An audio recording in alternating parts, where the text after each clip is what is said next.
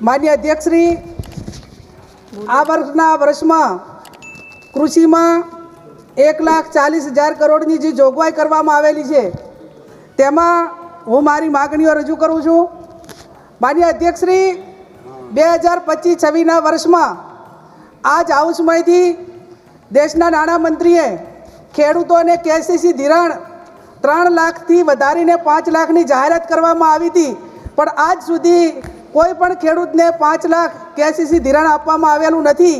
તો આ ખેડૂતોને કેસીસી ધિરાણ 5 લાખ રૂપિયા આપવામાં આવે એ હું માગણી કરું છું.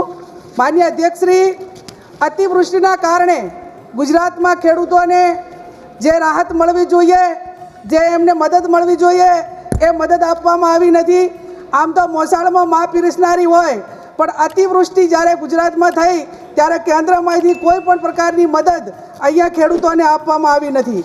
માન્ય અધ્યક્ષશ્રી, બીજી મારી માગણી છે કે સમગ્ર દેશના ખેડૂતો એ તમામ પાકોના એમએસપી માટે સરકાર પાસે માગણી કરી રહ્યા છે.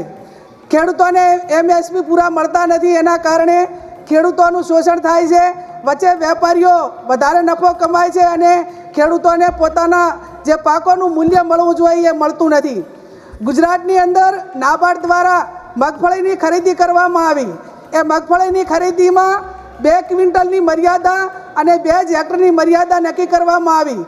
જ્યાં મગફળી જે ખેડૂતોએ નથી પકવી એ ખેડૂતોના નામે કૌભાંડ કરીને ખોટી રીતે બીજા રાજ્યોમાંથી મગફળી લાવીને અહીંયા વેચાણ કરવામાં આવ્યું અને કરોડો રૂપિયાનો એ મગફળીની ખરીદીની અંદર નાબાર્ડ દ્વારા ભ્રષ્ટાચાર કરવામાં આવ્યો.